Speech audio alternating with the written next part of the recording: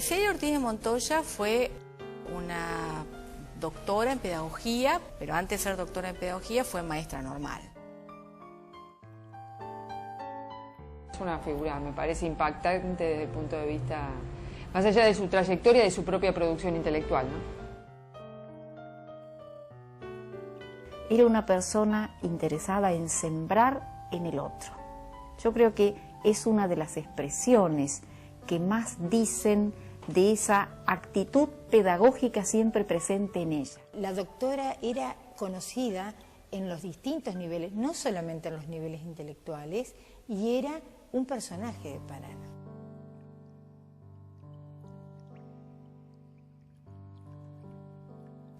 Amaba entrañablemente Entre Ríos y amaba entrañablemente Paraná, la producción de Paraná.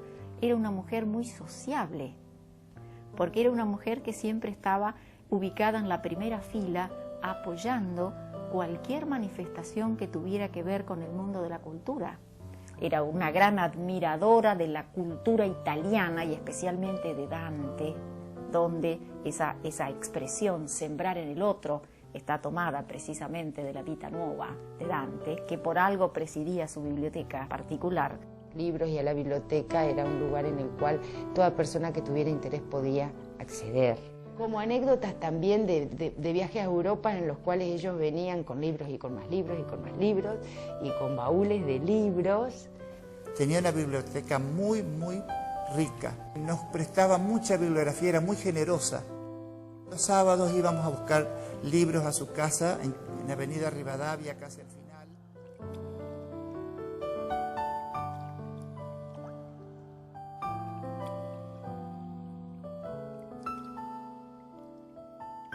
El fondo de la doctora Montoya me tocó ingresarlo en la biblioteca, por lo cual le puedo decir que ahí usted puede encontrar desde un diccionario de guaraní, que en su momento fue casi el único de la biblioteca, hasta los viajes de Darwin, un poco para que veamos la estela de lectura que tenía la profesora Montoya. Y eso tiene un valor, a mi criterio, incalculable.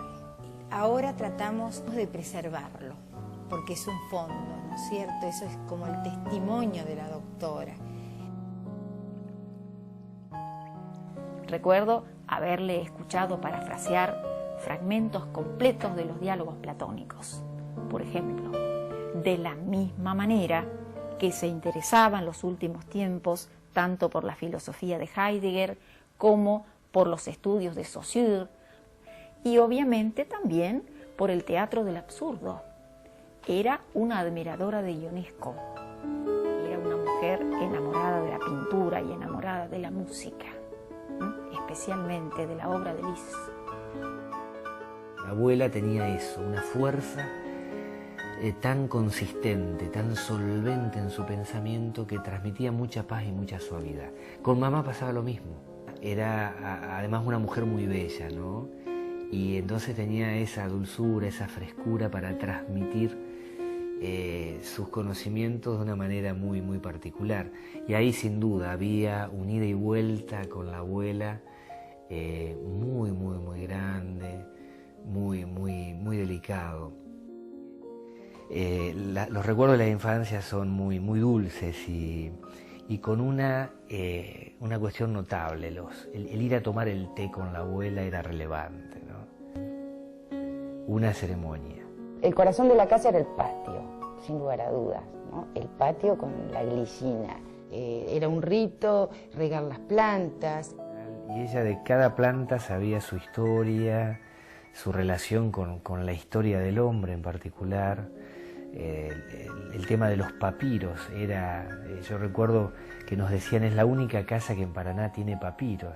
Que uno era chico, bueno, la abuela te tomaba del brazo y te iba como llevando, ¿no? Y ahí había una dimensión del tiempo que cambiaba.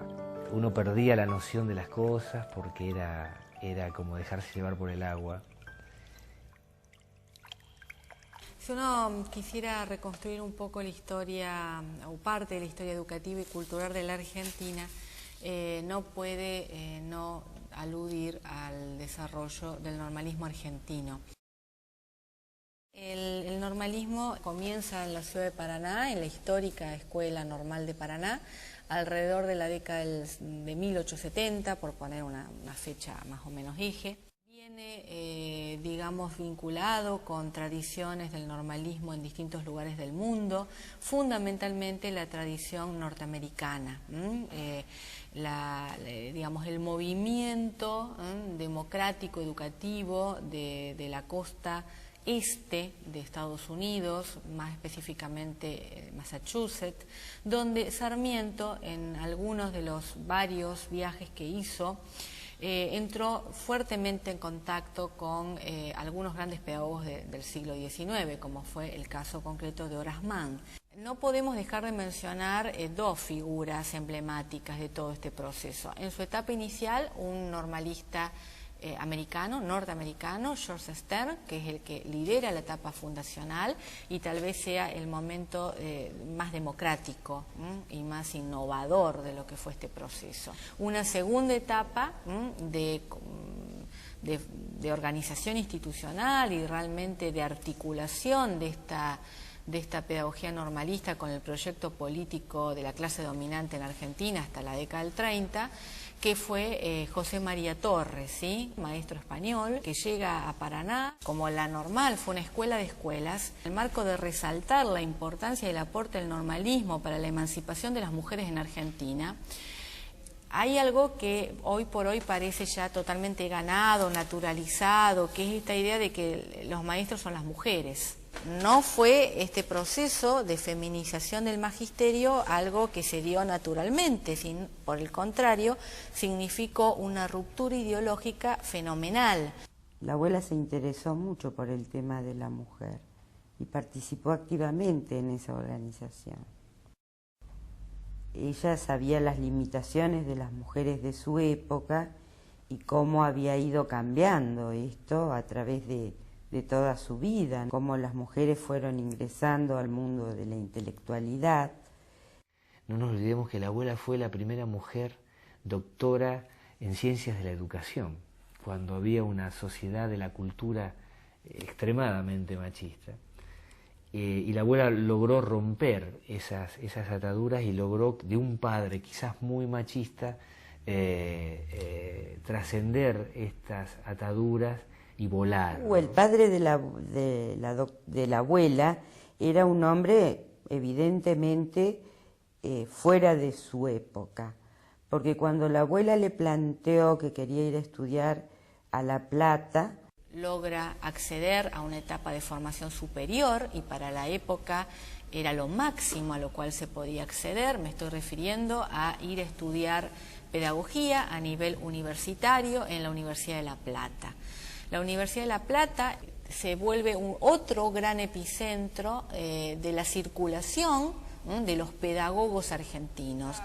Esa posibilidad de ubicarse, de tener la formación, digamos, ¿no? De haberse apropiado de una formación pedagógica completa, de tener un doctorado en épocas tempranas, digamos, un doctorado en educación, es decir, haber tenido toda la formación que ella recuerda en sus memorias en la Universidad de La Plata, es decir, con los que eran en ese momento los referentes más importantes del positivismo pedagógico. Su contacto, digamos, con las corrientes pedagógicas europeas, es decir, con las tradiciones filosóficas europeas, pero también con las corrientes, los movimientos renovadores. Luego ese primer viaje a Europa en el año 25 y 26. Y que vuelve a Paraná con una ilusión, que es renovar el normalismo.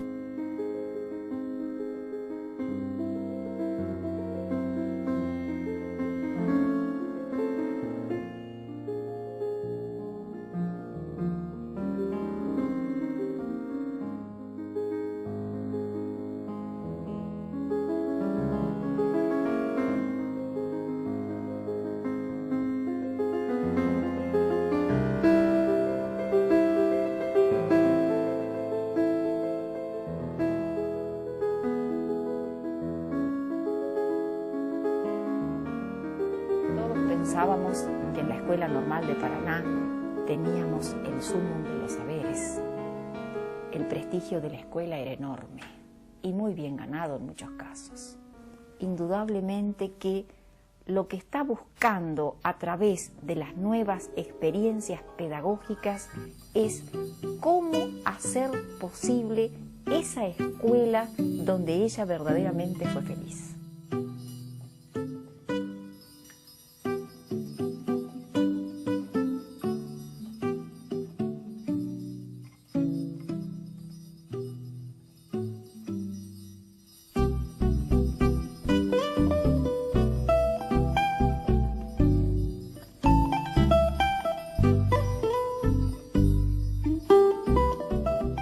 De renovación pedagógica muy fuerte, en gran medida en el propio seno del normalismo. No hay que pensar solamente que la renovación viene por fuera del movimiento normalista, no es así. Viene en la mayoría de los casos desde dentro mismo, porque como toda gran tradición cultural da lugar a sus propias alternativas, ¿sí?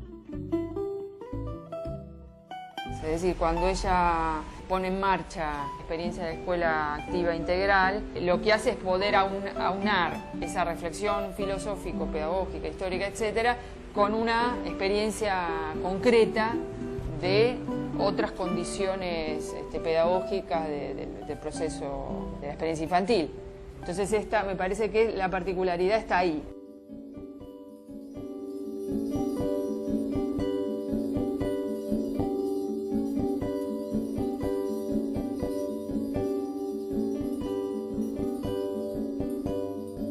Una estrella fugaz cayó en el jardín.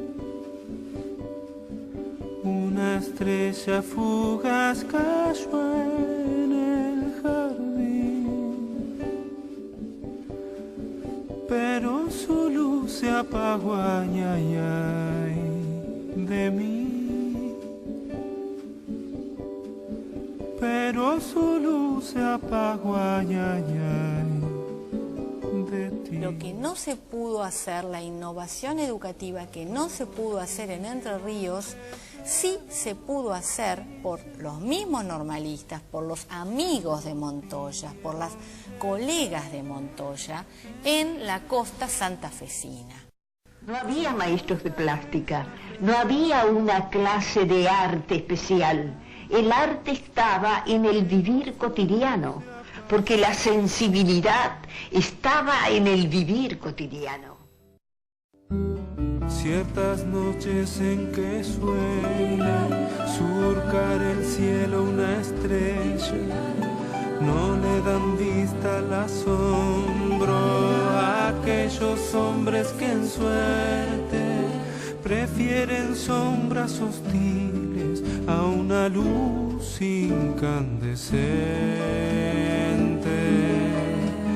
Y en el murmullo del alma donde se... Reivindicación de esa experiencia de libertad infantil que le permite, digamos, me parece, recuperar autores como Rousseau, pero también Nietzsche, pero también Scheller, es decir, todas las corrientes filosóficas que de una u otra manera, aunque hablen o no directamente del niño, generan condiciones para el aprendizaje infantil, pero en un sentido más amplio, me parece, la experiencia infantil, en un sentido como más completo. Básicamente, el interés está centrado en lo metodológico, de allí sus diálogos con Josefina Pisigoni, sus diálogos en Suiza con Claparet, sus diálogos con María Montessori cuando ésta viene a Argentina en 1926. Yo reconozco dos momentos grandes. Uno que podría ser un primer momento donde la preocupación es fundamentalmente didáctica, que avanza hasta entrada la década del 30. Y luego una preocupación más bien filosófica e incluso de fundamentación filosófica de la pedagogía y una época de una gran producción escrita. Insistía mucho en Edward Spanger. La problemática del educador nato era una problemática siempre cautivante para ella.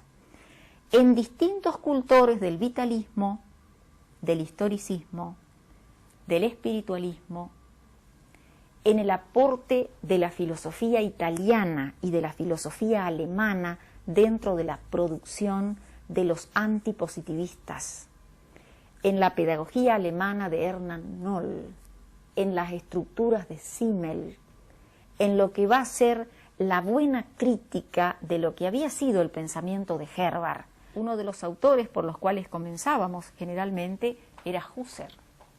Obviamente Husserl desde la fenomenología había hecho algunos aportes muy significativos, profundizados luego en ciertas vertientes de la filosofía alemana.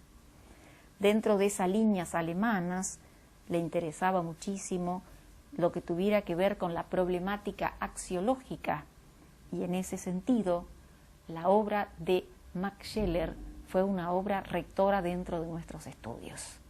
En este momento de atracción, diríamos, de la filosofía, hay algunas obras que yo creo que siguen teniendo actualidad a nivel de sus reflexiones. Una es el humanismo como forma de vida e ideal formativo. Otra obra que me llamó siempre mucho la atención que publicó como separata, es La crisis espiritual de nuestro tiempo. Y otra obra donde trata de hacer una especie de síntesis entre la filosofía, la pedagogía y la didáctica es La problemática filosófico-educativa del siglo XX, que es la síntesis del trabajo que había hecho. Y ahí la figura de Celia Ortiz de Montoya aparece porque aparece en sus escritos, aparece, digamos, su actuación en la facultad y después su actuación en la escuela normal. Y aparece porque inevitablemente sus publicaciones, sus textos, ¿no? Aparecen como una referencia importante. Me parece que en esta trayectoria se combinó una mirada crítica de las tradiciones, una gran formación, me parece, filosófica, histórico-pedagógica, es decir, es una autora de libros de historia de la educación. Lo que es significativo en Celia Ortiz de Montoya es que, por un lado, desde el punto de vista filosófico, hace toda una revisión crítica de las tradiciones filosóficas en el terreno de la pedagogía, tomando como eje de atención en qué medida las distintas corrientes han considerado o no la libertad del niño, ¿no? Es decir, en qué medida o no han pensado la cuestión de la libertad infantil en un sentido más general, pero también la libertad infantil en el espacio de los procesos educativos o en los procesos de aprendizaje. Entonces, desde ese punto de vista, como que pone la atención sobre una cuestión que había sido de alguna manera limitada o bastante coartada durante el positivismo, durante el peso del positivismo en la escuela normal. Y en ese sentido, cuando ella confronta entre la pedagogía de la autoridad y la pedagogía de la libertad como dos posiciones de alguna manera antinómicas, el eje de atención está puesto en qué mirada del sujeto y del destinatario de la enseñanza, y en qué medida esa mirada pedagógica o filosófica tiene en cuenta o no la libertad del niño. Hay como una reivindicación de esa experiencia de libertad infantil. Me parece, lo que me impactó es esta posibilidad de una figura de esta característica de poder pensar el fenómeno concreto de un grupo de niños en el espacio de un aula, ¿no?, tanto como una mirada más general y más compleja y más estructural del sistema educativo, digamos, de la dimensión política del fenómeno educacional, las tradiciones, las figuras, ¿no? Que no solo han sido olvidadas o dejadas de transmitir su trayectoria o sus textos, sino que han dejado de ser nombradas como referentes importantes. Y me parece que estas cuestiones permiten volver a nombrar estas figuras con nombre y apellido, que tienen una producción, que tienen una trayectoria, ¿no?, y que algo siguen transmitiendo. La Facultad de Ciencia y Educación se funda en 1919. Esto quiere decir que para finales del 20 y comienzos del 30 hay una nueva identidad en el campo profesional. Ya no solo hay maestros normales o normalistas, sino que ahora hay pedagogos. Los pedagogos, y Celia Ortiz de Montoya está a mitad de camino entre una normalista y una pedagoga, pero vamos a más bien situarla en el marco de los pedagogos, traían otra mentalidad, otra manera de hacer las cosas, otra manera de estudiar, otra manera de pensar la relación con el campo intelectual, con la política y con la vida misma.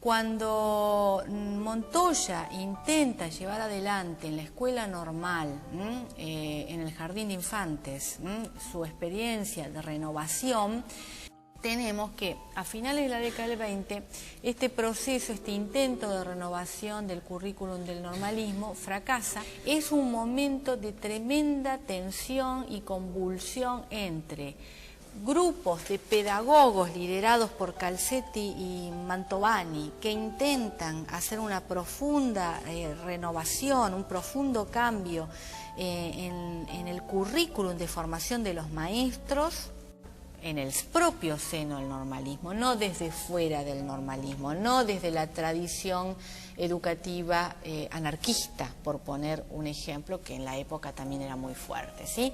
O sea, desde dentro del normalismo se sitúan lo que podríamos llamar fracturas, y tal vez una de las fracturas más significativas de su vida, teniendo en cuenta que se trata verdaderamente de una frustración en el orden profesional, que está representada, entre otros, en este momento, por ese cese tan abrupto de su primera gran experiencia pedagógica en la escuela normal, a propósito de llevar adelante el ensayo de la Escuela Integral Activa, para la cual tanto se había preparado.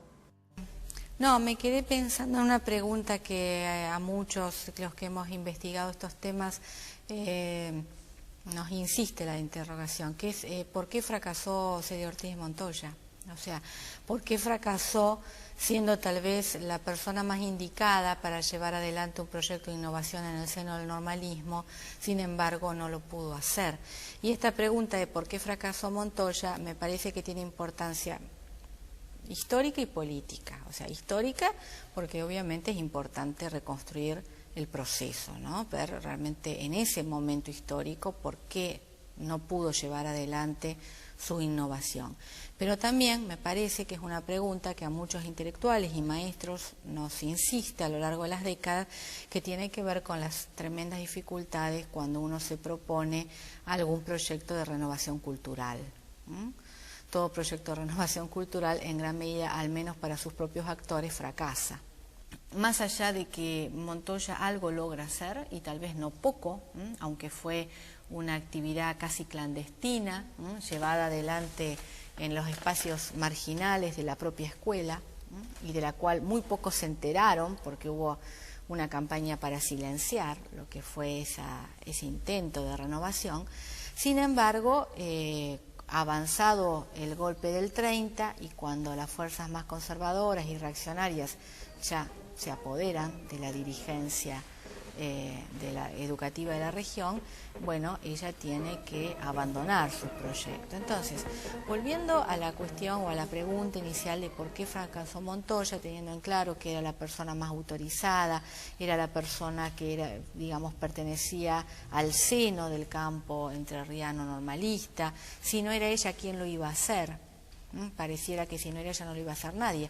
Y de hecho, en la costa del Paraná, que tiene que ver con la provincia de Entre Ríos, nadie más lo pudo hacer. El peso importante de los movimientos conservadores a nivel cultural y educativo en la Argentina, que bueno, décadas luego dan lugar a las peores corrientes del nacionalismo conservador y la educación de la dictadura militar de 1976 es heredera de esta tradición educativa autoritaria. Hay un núcleo que uno puede ver a lo largo del tiempo, de continuidad, de personas, de ideas, de instituciones. Quiero decir con esto, no hay que minimizar la fuerza conservadora de los discursos y de los sujetos. Alberdi era un barrio de Rosario, había una escuela importante, que era la escuela Dr. Gabriel Carrasco. Y ahí tenemos, básicamente en la ciudad de Rosario y en el sur de Santa Fe y en otra ciudad clave que es Rafaela, el desarrollo de estas alternativas pedagógicas, escolanovistas, de escuela nueva, de escuela activa, que, bueno, desgraciadamente Montoya no pudo liderar, pero que sí otras maestras, otras mujeres pedagogas de la época, como Dolores Dabat, por poner solo un caso, o como las Cosettini o tantas otras, sí pudieron llevar adelante, pero ahora en la costa de Santa Fe. Esta experiencia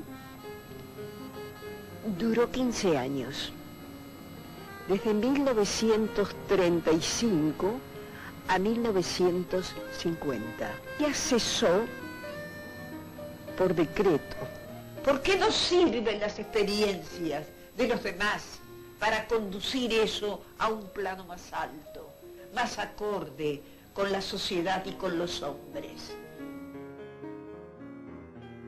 La doctora era conocida en los distintos niveles, no solamente en los niveles intelectuales, y era un personaje de Paraná.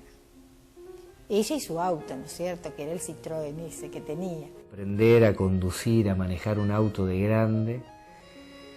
Hay una anécdota que es increíble. A sus 83, 82 años tenía un Citroën color amarillo. El bendito Citroën amarillo. Hubo muchas cosas cómicas, otras bastante preocupantes. A los hijos les costó mucho que dejara de manejar porque no se convencía. A ella le daba mucha independencia el auto. Cuando ella iba manejando el Citroën amarillo, los que iban atrás hacían cola porque no sabían para qué lado iba a doblar.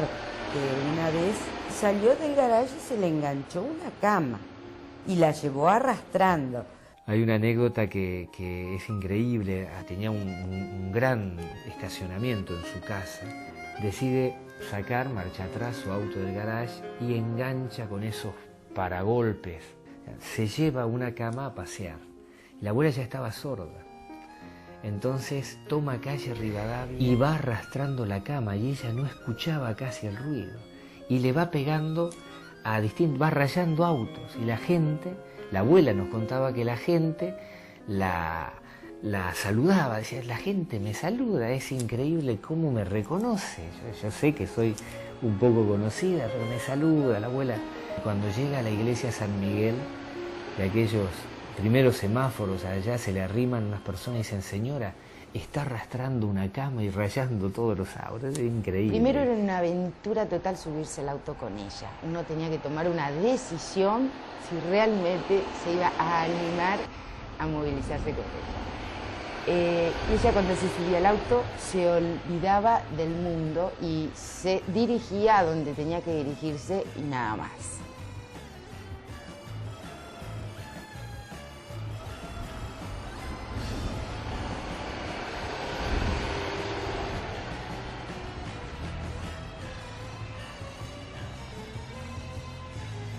Era muy coqueta para dar clases, iba siempre de negro, muy bien peinada, de collar, de perlas, siempre indefectiblemente, y de pulseras. Trasladaba con un Citroën que lo dejaba estacionado en el profesorado sobre calle Corrientes y lo dejaba, por ejemplo, encendido y bajaba a dar clase. Era muy distraída, es decir, le decíamos, doctora, vino con los zapatos cambiados y se miraba y seguía dando clase. Prestaba poca atención a las cosas habituales y una vez fue al instituto con zapatos de distinto color, pero una vez le pasó algo mucho peor. No sé por qué estaba muy apurada, se puso el tapado y marchó al instituto. Cuando se quiere sacar el tapado, observa que estaba con enagua. Siempre de color oscuro, le diría negro, con sus aros, su collar, sus pulseritas, sus tacos. Era muy coqueta, muy coqueta. Compró una máquina de reírse. Esa máquina de reírse era una pelota y tenía una especie de, como una carterita. Eso que ella compra y no sé si en el avión, no sé si en determinadas circunstancias insólitas, se apretó y bueno, la anécdota era que ella, bajo su imagen de una persona adulta, grande, seria, llevara con ella semejante objeto. Mucha gente quedó absolutamente o insólitamente sorprendida porque ella se tomara esas licencias y sigue siendo ella. Como hacía frío, se vestía de negro. Como mis hijas eran pequeñas, un buen día, no sé qué comentario me habrán hecho las chicas, conversando con ella le pedí que empezara a vestirse de color. Y fue ahí, en la última etapa de su vida, que empezó a vestirse con color. Lo que sí te puedo decir que cuando se puso los colores se los puso a todos, no le faltaba ninguno. Y lo que nunca voy a olvidar cuando me recibí, el mayor regalo para la abuela era que un nieto se recibiera. Y la alegría cuando ella me dice, bueno, te tengo un regalo para vos. Yo te quiero regalar mi escritorio, que este escritorio me lo regaló mi padre cuando yo me recibí. Un escritorio de 1850, 60, el viejo escritorio de ferrocarril, con esa puertita que se baja muy suavemente, grande. Y es como algo intocable el escritorio, ¿no? El regalo del escritorio de la abuela era todo un símbolo. Yo creo que fue un sueño que fue concretando a lo largo de su vida, que se fue recreando, que le dio una impronta de originalidad y que dio una de las cuestiones mejores que puede dejar un docente, que es precisamente contribuir a la formación de sus discípulos. Ese es mi reconocimiento para ella y por eso escribo y estudio sobre su vida.